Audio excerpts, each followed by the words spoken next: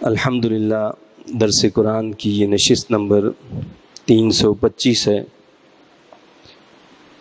اس سے پہلے سورہ حامیم السجدہ کی آیت نمبر 50 تک درس دیا جا چکا ہے۔ آج انشاءاللہ تعالی سورہ حامیم السجدہ کی آیت نمبر 51 سے درس کا آغاز ہوگا۔ اس میں اللہ رب العزت کا ارشاد پاک ہے: اعوذ باللہ من الشیطان الرجیم، بسم اللہ الرحمن الرحیم، وَإِذَا أَنْعَمْنَا عَلَى الْإِنسَانِ أَعْرَضَ وَنَأَىٰ بِجَانِبِهِ وَإِذَا مَسَّهُ الشَّرُّ فَذُو دُعَاءٍ عَرِيضٍ۔ اور جب ہم احسان فرماتے ہیں انسان پر تو وہ تکبر سے منہ پھیر لیتا ہے اور پہلو تہی کرنے لگتا ہے، اور جب اسے تکلیف پہنچتی ہے تو لمبی چوڑی دعائیں کرنے لگ جاتا ہے۔ اس سے پہلے ہم نے یہ پڑھا تھا کہ اللہ نے فرمایا کہ جب ہم انسان کو اپنی رحمت چکھاتے ہیں اور اس کے بعد اس کو تکلیف پہنچ جاتی ہے تو انسان کہتا ہے، جب اس کو رحمت ملتی ہے تو کہتا ہے کہ جی یہ تو میں اس کا مستحق تھا، اور کہتا ہے کہ اگر بالفرض قیامت قائم بھی ہو گئی تو جس طرح مجھے یہاں مال دولت پیسہ آسانی آسائش راحت ملی ہے وہاں پر بھی میرے لیے ایسا ہی ہوگا۔ پہلی بات تو یہ کہ قیامت کوئی چیز ہے نہیں ہے، اور اگر ہوئی بھی تو جس طرح مجھے یہاں راحت ہے وہاں پر بھی مجھے راحت ملے گی۔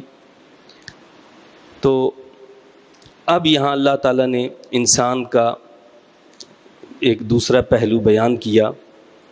کیا فرمایا کہ جب ہم احسان فرماتے ہیں انسان پر، اذا انعمنا علی الانسان، ہم انسان پر احسان کرتے ہیں، اس کی پریشانی دور کر دیتے ہیں، تکلیف دور کر دیتے ہیں، آسائشیں راحتیں آسانیاں خوشیاں راحتیں اس کو دی جاتی ہیں،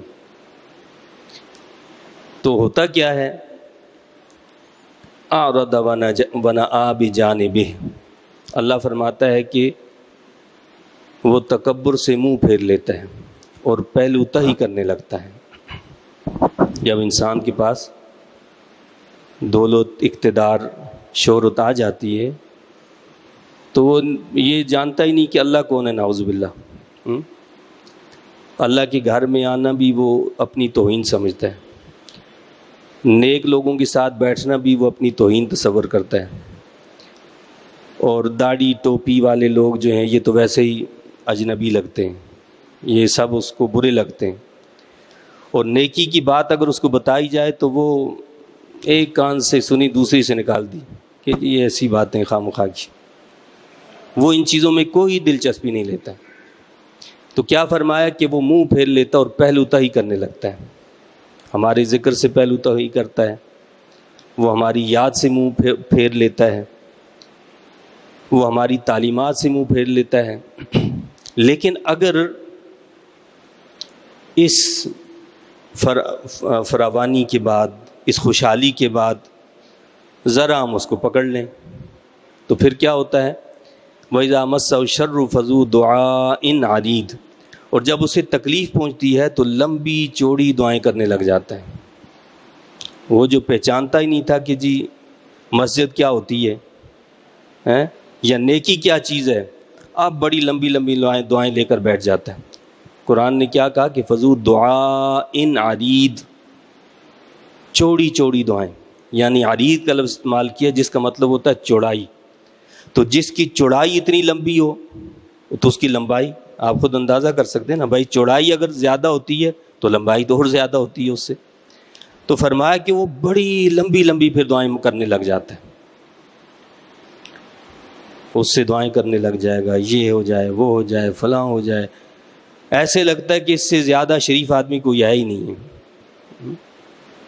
ہے۔ سو چوہے کھا کر بلی حج کو چلی کہتے ہیں، تو وہ بالکل مومن بن جاتا ہے۔ اور لیکن جب اللہ پاک رحمت دیتا ہے، آسائش دیتا ہے، آسانی دیتا ہے، اس کا تقاضا یہ تھا کہ اس کے سامنے بندہ جھک جاتا، اس کا شکر ادا کرتا اور اس کے سامنے سر بسجود رہتا اور اس کا شکر گزار رہتا۔ لیکن انسان کی نفسیات کیا ہے کہ وہ کچھ چیزیں آ جائیں، پیسہ آ جائے، شہرت آ جائے تو وہ اس چیز کو کوئی اہمیت نہیں دیتا ہے۔ آپ زندگی میں دیکھیں پریکٹیکلی، اگر ہم خود اپنے آپ پر بھی نظر ڈالیں تو ہمیں پتہ لگے گا کہ جب ہم بالکل مفلس تھے تو دین سے ہمیں لگاؤ زیادہ تھا، لیکن جوں جوں اللہ تعالیٰ نے فراوانی خوشحالی دی تو اتنا دین سے دور ہٹتے گئے اور اتنا دین سے کوئی لگاؤ نہیں رہا۔ یعنی انسان جتنا اللہ اس پر انعام کرتا ہے وہ اتنا نعوذ باللہ اللہ سے دور ہوتا چلا جاتا ہے۔ حالانکہ تقاضا یہ تھا کہ اور اللہ کے قریب ہو جائے اور اس کی بندگی اختیار کریں۔ قُلْ أَرَأَيْتُمْ إِنْ كَانَ مِنْ عِنْدِ اللَّهِ ثُمَّ كَفَرْتُمْ بِهِ مَنْ أَضَلُّ مِمَّنْ هُوَ فِي شِقَاقٍ بَعِيدٍ۔ آپ فرمائیے اے کافرو، تم مجھے بتاؤ اگر یہ قرآن اللہ کی طرف سے ہو پھر تم اس کا انکار کرو تو کون زیادہ گمراہ ہے اس سے جو اختلاف میں بہت دور نکل گیا ہو۔ اللہ رب العزت نے اپنے حبیب کریم صلی اللہ علیہ وسلم سے فرمایا کہ یہ جو کفار چمگوئیاں کر رہے ہیں اور عجیب عجیب باتیں کر رہے ہیں کہ جی اللہ کا کلام نہیں ہے اور فلاں ہیں، یہ ہے، حالانکہ یہ اللہ کا کلام ہے، تو آپ ان سے سوال کریں۔ سوال کیا کریں؟ آپ فرمائیے کہ تم مجھے بتاؤ اگر یہ قرآن اللہ کی طرف سے ہو پھر تم اس کا انکار کرو۔ یعنی ابھی تو تمہاری باتیں کہ نہیں جی یہ تو خود سے بنائی ہوئی کتاب ہے، یہ اپنی کتاب ہے ان کی، چلو اس کا مطلب تو یہ ہوگا کہ اگر یہ اپنی بنائی ہوئی کتاب ہے اور جو اس کو مان رہے ہیں جو اس کو نہیں مان رہے وہ ایک جیسے ہیں، مر کر مٹی ہو جائیں گے، ختم ہو جائیں گے۔ لیکن اگر قرآن اللہ کا کلام ہے اور تم نے اس کا انکار کیا تو پھر اس کا نتیجہ کیا ہوگا، ذرا یہ تو غور کرو۔ یعنی اللہ پاک یہاں حکم دے رہا ہے کہ اس معاملے میں سنجیدگی اختیار کرو، اللہ کے نبی صلی اللہ علیہ وسلم کی دعوت اختیار کرنے میں اور رد کرنے میں سنجیدہ بن جاؤ، اس لیے کہ یہ صرف قبول کرنا یا رد کرنا نہیں ہے، بلکہ دراصل تم نے اپنے مستقبل کا فیصلہ کرنا ہے، تم نے اپنے انجام کا فیصلہ کرنا ہے۔ یہ سرسری سی بات نہیں ہے کہ اللہ کے نبی کی دعوت کو قبول کر لو، قرآن کو مان لو یا اس کا انکار کر دو۔ اس کا مطلب کیا ہے کہ ہم نے اپنے انجام کو اختیار کرنا ہے۔ اگر قرآن کو ہم نے مان لیا تو اس کا مطلب یہ ہے کہ ہم نے اپنے انجام کا اچھا انتخاب کر لیا، اور قرآن کا اگر ہم نے انکار کر دیا تو اس کے نتیجے میں جو سزائیں ہیں اور جو بھیانک منظر ہے ذرا اس کا تصور کر لو۔ پھر تو اس آیت کے پیش نظر اگر ہم بھی غور و فکر کریں، یعنی دین کے معاملے میں غیر سنجیدگی ہماری جو ہے، کیا وہی غیر سنجیدگی نہیں ہے جو اہل مکہ غیر سنجیدگی کا برتاؤ کر رہے تھے حضور علیہ السلام کے ساتھ؟ مطلب ہم دین کے ساتھ سنجیدہ ہی نہیں ہیں اور ہم قرآن کے ساتھ سنجیدہ ہونے کے لیے تیار ہی نہیں ہیں۔ یہ غیر سنجیدگی قرآن کا نقصان نہیں کر رہی، ہمارا نقصان کر رہی ہے، یہ ہمارے مستقبل کو تباہ کر رہی ہے۔ قرآن سے محبت کا دعویٰ بھی کریں گے، ہم قرآن کو چومے چاٹیں گے بھی، سب کچھ کریں گے، اس کو پڑھنے کے لیے تیار نہیں ہوں گے، سمجھنے کے لیے تیار نہیں ہوں گے، اس کی تعلیمات پر عمل کرنے کے لیے تیار نہیں ہوں گے، اس کے قانون کو ماننے کے لیے تیار نہیں ہوں گے، اس کے قانون کو اپنی زندگی پر مسلط کرنے کے لیے تیار نہیں ہوں گے۔ تو اللہ فرماتا ہے کہ آپ ان سے پوچھئے کہ اگر یہ قرآن اللہ کی طرف سے ہو پھر تم اس کا انکار کرو تو من اضل ممن ہوا فی شقاق بعید، تو کون زیادہ گمراہ اس سے جو اختلاف میں بہت دور نکل گیا ہو۔ یعنی ضد، ہٹ درمی اور اختلاف میں تم اتنا دور نکل جاؤ کہ اپنے انجام پر تمہاری نظر ہی نہ رہے اور اپنی آخرت کو ہی تباہ کر دو، صرف آخرت تباہ نہیں ہوگی، قرآن کے قانون کو نہ ماننے کا دنیاوی نقصان بھی ہوگا، اخروی نقصان بھی ہوگا۔ دنیاوی نقصان کیا ہوگا کہ دنیا میں اللہ عذاب نازل کرے گا، وقتاً فوقتاً عذاب مسلط ہوتے رہیں گے، اور اخروی عذاب یہ کہ ہمیشہ کے لیے جہنم میں ڈالا جائے گا اور وہاں کی سخت ترین سزاؤں سے دوچار ہونا پڑے گا۔ اللہ پاک اس سے ہمیں محفوظ رکھے۔ سَنُرِيهِمْ آيَاتِنَا فِي الْآفَاقِ وَفِي أَنفُسِهِمْ حَتَّى يَتَبَيَّنَ لَهُمْ أَنَّهُ الْحَقُّ،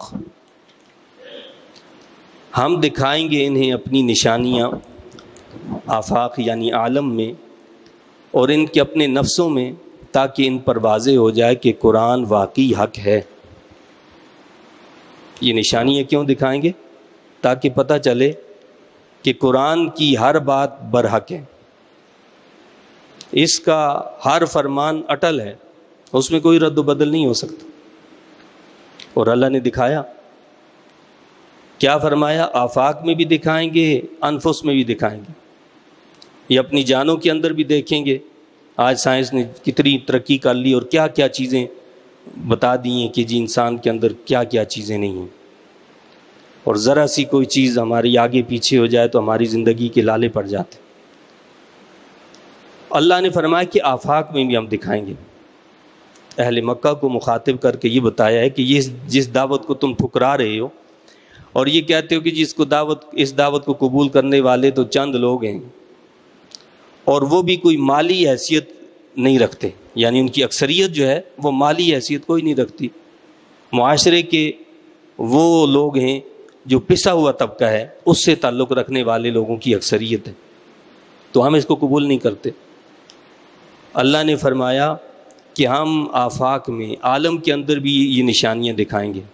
وہ چند نفوس جنہوں نے اسلام قبول کیا تھا اور جن پر مکہ کی سرزمین کو تنگ کر دیا گیا تھا، مکہ میں رہنا ان کے لیے مشکل کر دیا تھا، انہوں نے وہاں سے ہجرت کر لی، مدینہ طیبہ چلے گئے، اور صرف چند برسوں کے اندر اللہ رب العزت نے صرف گردنوں کو نہیں بلکہ لوگوں کے دلوں کو بھی اس کے سامنے جھکا دی۔ صرف گردنیں نہیں جھکیں، دل جھک گئے اس کے سامنے۔ پورا جزیرۃ العرب اسلام کی آغوش میں آ گیا، اور پھر جزیرۃ العرب سے نکل کر اہل ایمان پوری دنیا میں پھیلے، اور یہ ایشیا آپ کا اور یورپ کے کئی علاقے اللہ نے اسلام کی آغوش میں دے دیے۔ یہ سب کیا تھا؟ یہ وہ خلوص تھا، وہ اہل مدینہ کا خلوص، کہ جس طرح انہوں نے مہاجرین کی خوشامد کی اور جس طرح ان کا خیال رکھا اور جس طرح ان کو ویلکم کیا اور اپنا سب کچھ ان کے لیے قربان کرنے کے لیے تیار ہوئے، تو اس خلوص نے اس دعوت کو ساری دنیا میں پھیلا دی۔ یہ اصل میں خلوص ہوتا ہے انسان کا، کہ اگر بندے کے دل میں خلوص ہو تو اللہ پاک اس کی نیکی کو ختم نہیں کرتا، روک نہیں دیتا، وہ بڑھتی چلی جاتی۔ تو اللہ نے اس دنیا کے اندر، اس عالم کے اندر دکھا دیا کہ یہ دیکھو، یہ وہ سچائی ہے کہ جس کا تم تصور نہیں کر سکتے تھے۔ یعنی اہل مکہ تو یہی سمجھتے تھے نا، بھائی یہ چند لوگ ہیں، یہ کیا کریں گے؟ تو وہ چیز کہ جو قرآن نے کہی، جو ماضی کو بھی جانتا ہے، حال کو بھی جانتا ہے اور مستقبل کو بھی جانتا ہے، اس کی ہر پیشن گوئی مستقبل کے بارے میں بھی بالکل بعین ہی اسی طرح پوری ہوتی جس طرح قرآن کہتا ہے۔ تو قرآن نے جو کہا وہ پریکٹیکلی دنیا نے دیکھا، اور تاریخ کے اندر آج بھی وہ ساری باتیں موجود ہیں۔ تو فرمایا کہ ہم دکھائیں گے انہیں اپنی نشانیاں آفاق میں اور ان کے اپنے نفسوں میں، تاکہ ان پر واضح ہو جائے کہ قرآن واقعی حق ہے۔ اولم یکف بربک انہ علی کل شیء شہید، کیا یہ کافی نہیں کہ آپ کا رب ہر چیز پر گواہ ہے؟ یعنی ہر چیز پر گواہ اللہ ہے، جب وہ خود یہ گواہی دے رہا ہے کہ یہ کلام کسی انسان کا نہیں، یہ میرا کلام ہے۔ اللہ کیا کہتا ہے؟ یہ میرا کلام ہے۔ یہ نبی برحق ہیں، جو دعوت لے کر آئے ہیں وہ سچی دعوت ہے، اور جو یہ کہہ رہے ہیں کہ یہ کلام میرا نہیں بلکہ اللہ کا ہے، یہ سچ کہہ رہے ہیں، اللہ خود گواہی دے رہا ہے، اس سے بڑی کون سی گواہی چاہیے؟ الا انہم فی مریۃ من لقاء ربہم. اب بتائیں کہ اصل وجہ کیا ہے، کس بنا پر یہ اس قرآن کا اور اس آخری نبی کا انکار کر رہے ہیں؟ سنو، یہ لوگ شک میں مبتلا ہیں اپنے رب سے ملنے کے بارے میں. یعنی اصل بات یہ ہے کہ ان کا قیامت کے بارے میں کوئی یقین نہیں ہے، آخرت کے بارے میں کوئی ان کا یقین نہیں، شک میں مبتلا ہے کہ جی آخرت بھی کوئی ہوگی یا نہیں ہوگی. اس شک نے، یہ آخرت پر بے یقینی نے ان کو اس کلام سے دور کر دیے. جب اس شک اور بے یقینی نے کافروں کو اس کلام سے دور کر دیا تو کہیں وہی شک اور بے یقینی ہمارے اندر تو پیدا نہیں ہوگی.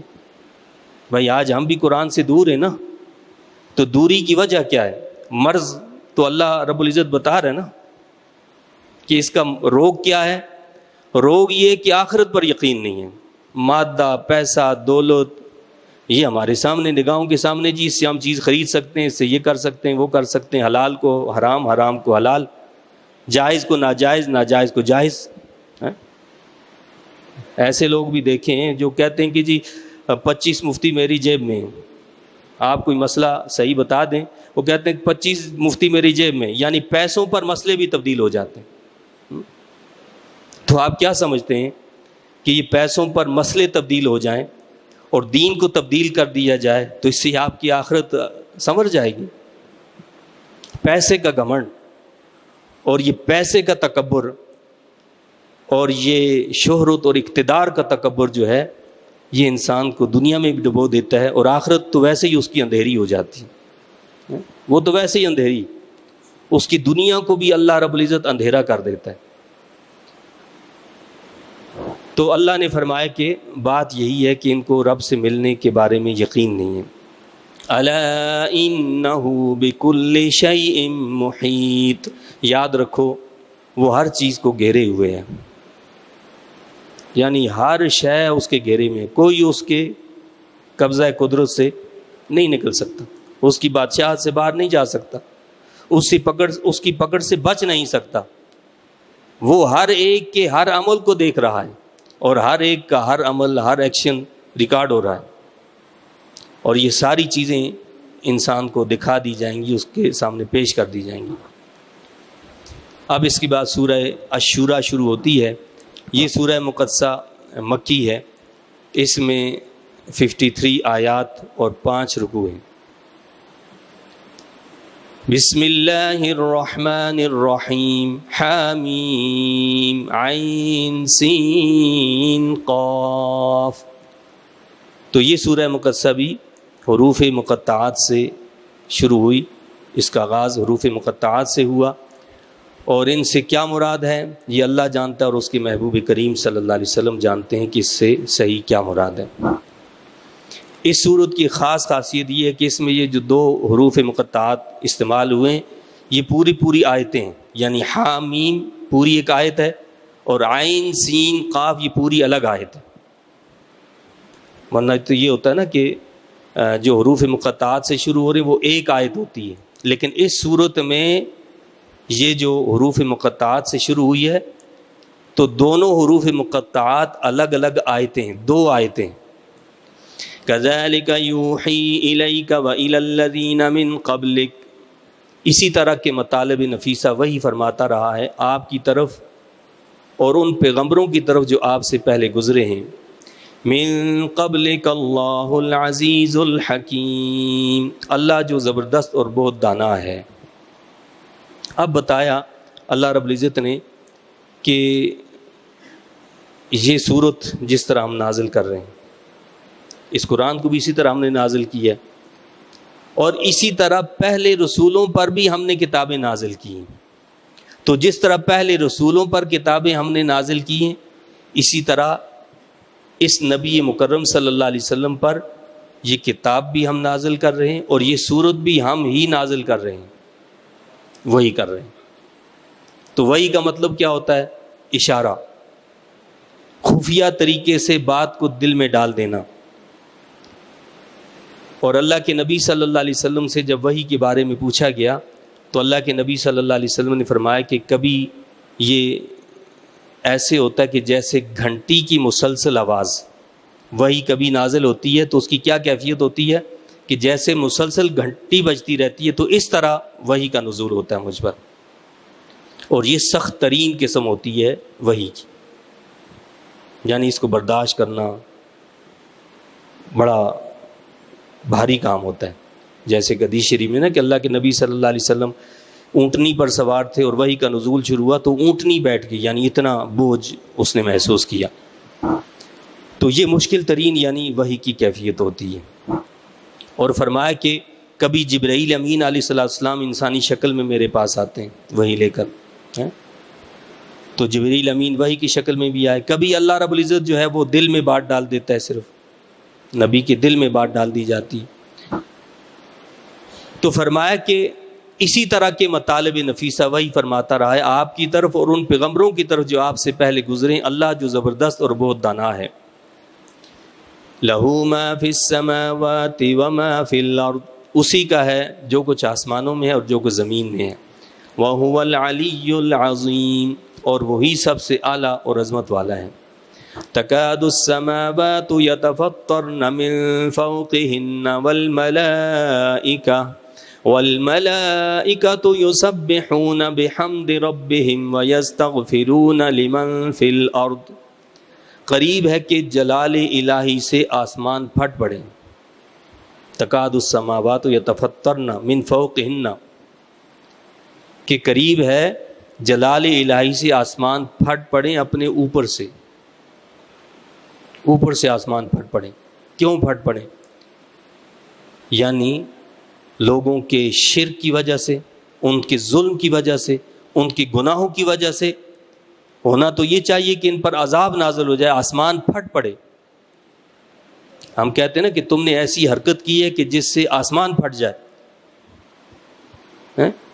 تو اسی طرح بتایا کہ یہ لوگوں کا اللہ کے ساتھ شریک ٹھہرانا اتنا بڑا ظلم ہے کہ اس پر تو آسمان پھٹ جائیں. یا مقصد یہ ہے کہ آسمان پر اتنے فرشتے ہیں. حدیث شریف میں آتا ہے کہ آسمان پر ایک بالشت جگہ ایسی نہیں ہے کہ جہاں کوئی فرشتہ جو ہے سجدہ ریزی یا رکوع یا عبادت میں مصروف نہ ہو. کھچا کھچ بھرے ہوئے. اور فرمایا کہ آسمان چرچرا رہے ہیں، یعنی آواز آ رہی ہے. اس طرح فرشتے لگاتار اللہ کی عبادت مصروف ہیں. کوئی سجدے میں ہے، کوئی قیام میں ہے، کوئی رکوع میں ہے، کوئی سجود، کوئی تسبیح، سب اللہ کی عبادت میں مصروف ہیں، لگے ہوئے ہیں. اور کھچا کھچ بھرے ہوئے ہیں آسمان.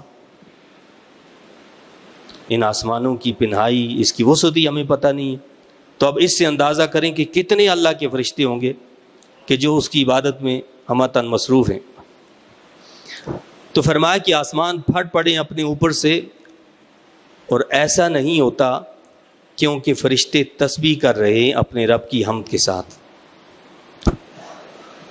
ایسا کیوں نہیں ہو رہا کہ یہ آسمان پھٹ کیوں نہیں رہے؟ اس کی وجہ یہ ہے کہ یہ فرشتے تسبیح کر رہے ہیں اپنے رب کی حمد کے ساتھ. وہ اللہ کی حمد اور تسبیح میں لگے ہوئے.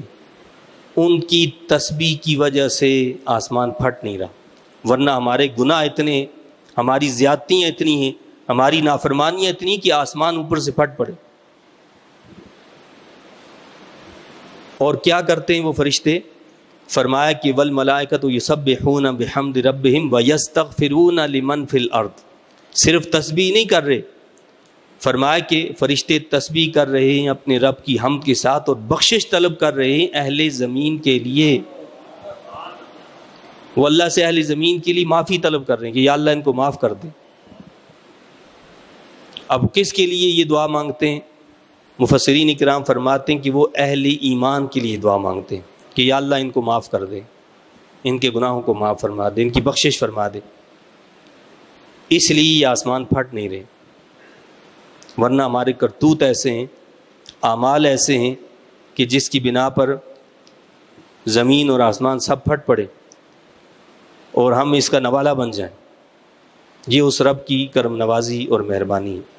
یا اسی طرح مفسرین اکرام نے فرمایا کہ وہ فرشتے تمام اہل زمین کے لیے دعا کرتے ہیں، یعنی کافروں کے لیے دعا کرتے ہیں یا اللہ ان کو ہدایت دے دے، یا اللہ ان کو ہدایت نصیب فرما دے، اور اہل ایمان کی بخشش کی دعا مانگتے ہیں کہ یا اللہ ان کی بخشش فرما دے۔ الا ان اللہ هو الغفور الرحیم، سن لو یقیناً اللہ ہی بہت بخشنے والا، ہمیشہ رحم کرنے والا ہے۔ فرمایا کہ اللہ بہت بخشنے والا ہے، صرف بخشنے والا نہیں، بہت رحم کرنے والا ہے۔ حدیث پاک میں ہے نا کہ تم اتنے گناہ کر بیٹھو کہ زمین سے لے کر آسمانوں تک وہ جا پہنچے، وہ آسمانوں سے جا ٹکرائیں، اور اللہ سے تم معافی مانگ لو، اللہ معاف کر دیتے ہیں۔ آسمانوں سے جا ٹکرائیں، اتنے بڑے بڑے گناہوں کو بھی رب کائنات معاف کر دیتا ہے، کیونکہ وہ رحیم ہے، وہ مسلسل رحم فرمانے والا ہے۔ بس بندہ سچے دل سے توبہ کر لے، معافی مانگ لے، اللہ سارے گناہوں کو معاف کر دیتا ہے۔ لیکن توبہ کا مفہوم ظاہر ہے کہ یہ نہیں ہے کہ جی توبہ توبہ کان پکڑ لیا، زبان سے کہہ دیا، تو توبہ کا جو مطلب ہے پورا، جب وہ کرتا ہے بندہ تو اللہ اس کو معاف فرما دیتا ہے۔ یعنی سچے دل سے توبہ کرنا، اس گناہ کی آئندہ قریب بھی نہ جانا، اور اگر کسی کا حق تلف کیا ہے تو اس کا حق اس کو واپس کرنا، کسی کے ساتھ کوئی زیادتی کی ہے اس سے معافی مانگنا، اور اللہ کا کوئی حق ضائع کیا ہے اس کی ادائیگی کا اہتمام کرنا، یہ ہے توبہ۔ توبہ یہ نہیں کہ جی ہم نے توبہ توبہ کر دی کہ جی اللہ غفور رحیم ہے، نہیں، اس نے قاعدہ قانون بتایا۔ ہم نے ساری زندگی نمازیں تو پڑھی نہیں، اور داڑھی سفید ہو گئی، پاؤں قبر میں جانے لگا تو اب نماز پڑھنا شروع کر دی، جی توبہ کر لی ہم نے۔ تو توبہ صرف اس سے نہیں ہے، بلکہ وہ جو زندگی میں ہم نے اللہ کی حقوق کو غصب کیا، ادا نہیں کیے، ان کی ادائیگی کا اہتمام کرنا ہے۔ ان نمازوں کو جو قضا کی ان کو پڑھنے کا اہتمام کرنا، ان کو پڑھتے رہنا ہے۔ وہ روزے جو رہ گئے ان روزوں کو رکھنا ہے۔ وہ زکوٰۃ جو ادا نہیں کی اس زکوٰۃ کو ادا کرنا ہے۔ اور اللہ کا کوئی اور حق ہم نے چھوڑا ہے، حج ہم پر فرض تھا، اس کو نہیں کیا تو اس کو اب ادا کرنا ہے۔ یہ ساری چیزیں، یہ توبہ کہلاتی ہے۔ تو فرمایا کہ وہ بخشنے والا، ہمیشہ رحم کرنے والا ہے۔ والذین اتخذوا من دونه اولیاء اللہ حفیظ علیہم وما انت علیہم بوکیل، اور جنہوں نے بنا رکھے اللہ تعالیٰ کے سوا اور دوست، اللہ تعالیٰ خوب آگاہ ہے ان کے حالات سے۔ اللہ کو چھوڑ کر غیروں کی پوجا پاٹ میں لگے ہیں، دیوی دیوتا بنا رکھے ہیں، فرمایا کہ اللہ ان سے خوب آگاہ ہے۔ وَمَا أَنْتَ عَلَيْهِمْ بِوَكِيلٍ، اور آپ ان کے ذمہ دار نہیں ہیں۔ اللہ نے اپنے محبوب کریم صلی اللہ علیہ وسلم کو فرما دیا، تسلی دے دی، آپ غم کیوں کر رہے ہیں؟ یہ ایمان نہیں لاتے تو آپ چھوڑ دیں۔ آپ کا کام یہ نہیں کہ زبردستی لوگوں کو پکڑ کر ایمان قبول کروائیں، یہ آپ کی ذمہ داری نہیں ہے۔ وَمَا أَنْتَ عَلَيْهِمْ بِوَكِيلٍ، آپ ان کی ذمہ دار نہیں ہیں۔ اللہ رب العزت نے کسی مبلغ کی اور اللہ کے نبی صلی اللہ علیہ وسلم کی کسی نائب کی ذمہ داری نہیں لگائی ہے کہ وہ لوگوں کو زبردستی پکڑ کر جو ہے سجدے کروائے یا نماز کے لیے پکڑ کے زبردستی لے کر آئے۔ اللہ کے پیغام کو پہنچانا یہ ذمہ داری ہے۔ اگر اس ذمہ داری کو پورا نہیں کیا جائے گا تو پکڑ ہوگی۔ لیکن اب کوئی کیوں نہیں آیا، کیوں قبول نہیں کیا، یہ اس کا معاملہ ہے۔ یہ کسی مولوی کی ذمہ داری نہیں ہے کہ جی کسی نے نماز کیوں نہیں پڑھی یا کسی نے قرآن کیوں نہیں سیکھا۔ ہم تو ایک عرصے سے یہاں قرآن کی دعوت دے رہے ہیں، ابھی بھی آپ دیکھیں سب لگا ہے، لیکن بیٹھے ہیں، منتظر ہیں، انتظار کر رہے ہیں۔ اذان ہماری طرف سے دی جا چکی ہے، نماز کے لیے کوئی آئے نہ آئے وہ اس کا کام ہے، وہ اس کا فعل ہے۔ ہاں، ہماری ذمہ داری یہ ہے کہ ہم لوگوں کے لیے فراہم کریں کہ جی قرآن سیکھنے کا آپ کے پاس میدان موجود ہے، آپ آئیں قرآن سیکھیں، آپ کو قرآن سکھایا جائے گا۔ کوئی نہ آئے تو اس کے ذمہ دار ہم نہیں ہیں، کیوں نہیں آیا۔ اللہ ہم سے پوچھے گا کہ تم نے دعوت دی نہیں دی، تو ہم نے یہ بتانا ہے کہ دعوت دی یا نہیں دی۔ اس کے لیے جو ذرائع استعمال کر سکتے تھے وہ کیے یا نہ کیے، ہم نے اپنے تئیں کوششیں پوری کی۔ تو یہ ذمہ داری کسی مبلغ کی نہیں ہے کہ وہ کسی کو پکڑ کر زبردستی جو ہے اس کو کوئی مسئلے سکھائے، دین سکھائے، قرآن سکھائے، نہیں نہیں۔ اس کی ذمہ داری ہے کہ لوگوں کو ترغیب دینا، بلانا، بتانا۔ اب یہ لوگوں پر ہے کہ جی جس کا جو ذوق جو شوق، جس کو دنیا پسند ہوگی وہ دنیا کی طرف بھاگے گا، جس کو آخرت پسند ہوگی وہ اس کی کے لیے وقت نکالے گا. اپنی اپنی ترجیحات ہوتی ہیں لوگوں کی نا، ہر بندے کی اپنی ترجیحات ہیں. ایک بندہ دنیا کو ترجیح دیتا ہے، دوسرا آخرت کو ترجیح دیتا ہے. تو زبانی ترجیحات کافی نہیں ہوتی ہیں اللہ کی یہاں. پریکٹیکلی ہم کیا کر رہے ہیں؟ زبان سے تو ہم کہتے ہیں جی ہمیں اللہ سے بھی محبت ہے، محمد عربی صلی اللہ علیہ وسلم سے بھی محبت ہے، لیکن ان کے پیغام سے نعوذ باللہ محبت نہیں ہے، ان کی دعوت سے ہمیں محبت نہیں ہے، ان کی تعلیم سے ہمیں محبت نہیں ہے، اس پر عمل کرنے کی ہمیں کوئی دلچسپی نہیں. دلچسپی تو ہمیں دنیا سے ہے، دلچسپی دنیا سے ہے، تعلق ہم دنیا سے بڑھاتے ہیں، آخرت کی کوئی دلچسپی نہیں. تو اللہ نے کیا فرمایا کہ وما انت علیہم بوکیل، آپ ان کی ذمہ دار نہیں، آپ نے پیغام پہنچا دیا، بس آپ چھوڑ دیں، آپ غمگین نہ ہوں. وَكَذَلِكَ أَوْحَيْنَا إِلَيْكَ قُرْآنًا عَرَبِيًّا لِتُنذِرَ أُمَّ الْقُرَىٰ، اور یوں ہی ہم نے وحی کے ذریعے اتارا ہے آپ کی طرف قرآن عربی زبان میں، تاکہ آپ ڈرائیں اہل مکہ کو. پہلی بات تو یہ بتائی اللہ نے کہ ہم نے وحی کے ذریعے سے قرآن آپ پر اتارا ہے عربی زبان میں. عربی زبان میں کیوں اتارا؟ کہ اس کے پہلے مخاطب جو ہیں وہ عربی لوگ ہیں. جس معاشرے میں محمد عربی صلی اللہ علیہ وسلم موجود ہیں وہ کون ہیں؟ عربی ہیں.